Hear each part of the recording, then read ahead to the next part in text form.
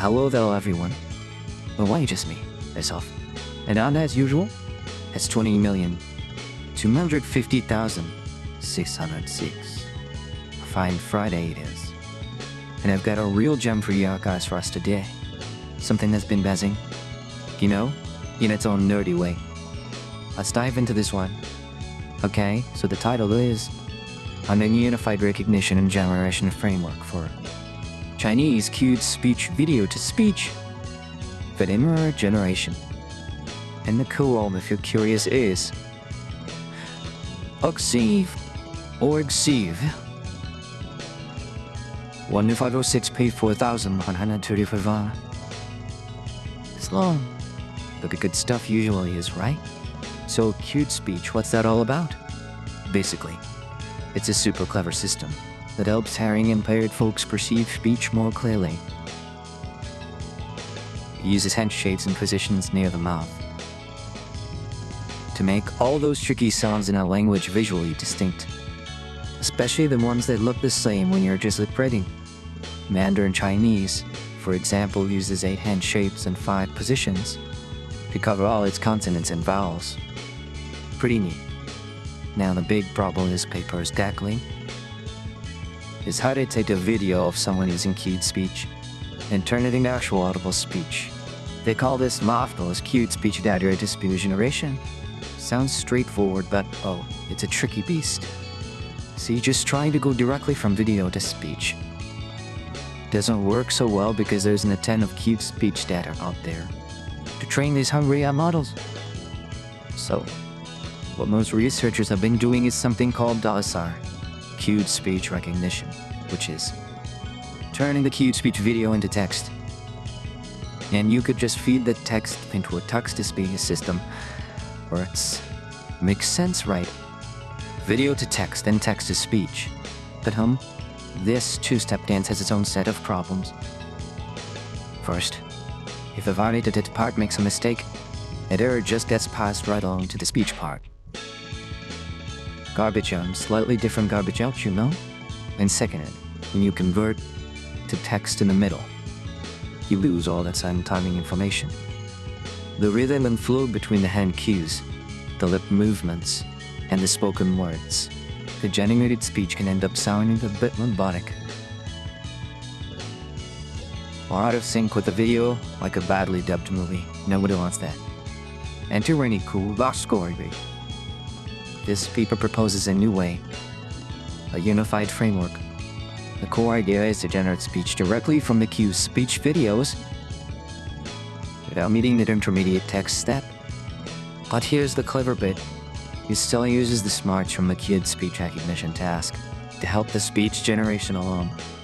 It's like it wants to understand the visual cues really well and uses that deep understanding to make better speech. Some cool tech inside. There's a Porzor visual processor. This thing is designed to really get the fine-grained details of how the lips and hands are moving together, even when the hand gestures come a lip before the lip movements, which apparently happens. It's called the hand protein phenomenon. And there's a fine-grained semantic alignment pool. Fancy name, but it's about making sure the AI precisely maps what it sees in the video to the actual meaning and content of the speech, and a visiophonic text adapter, which acts like a bridge, making sure the visual understanding part and the speech generation part can talk to each other smoothly. So, it's not just transcribing, it's understanding and then speaking. Compared to other tech, well, it sidesteps the error propagation and timing issues of the Maya Plus pipeline. And it's a big step up from just trying to do direct video to speech naively, because it cleverly integrates that recognition understanding. It also considers both lip and hand movements, unlike systems that only do it into speech, which would miss out on all that extra info from the hand cues and cued speech. So could we see this kind of tech in everyday life? Oh, the possibilities are pretty exciting. First, in voice technology and accessibility. Imagine maritime communication devices. A hearing-impaired person using cued speech could talk into a device, and it would output clear, naturally sounding, synchronized speech for anyone to understand.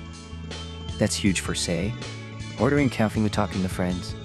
It could also make online videos with cute speech much more accessible by generating accurate voiceovers. Second, think about a hearing-impaired student in a classroom. If they use cute speech to ask a question, could instantly voice it for the teacher and the other students. This would make classroom interactions so much smoother and more inclusive. Learning tools could also give spoken feedback. And third, just general social interaction. It could help bridge communication gaps in family gathering, doctor's appointments, or even on video calls. Imagine a video conferencing tool that just seamlessly translates cute speech into audio for everyone on the call. You could even maybe stretch it to gaming. A cute speech user could have their input voiced in real time in a multiplayer game, making team communication way better. That'd be cool.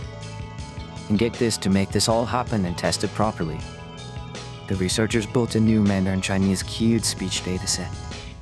It includes videos from 14 different boroughs, importantly indicated former hearing-impaired individuals, and 6 are normal hearing. That's over 11,000 videos. Having data from actual hearing-impaired users is super important. So, does it work? The paper says yes.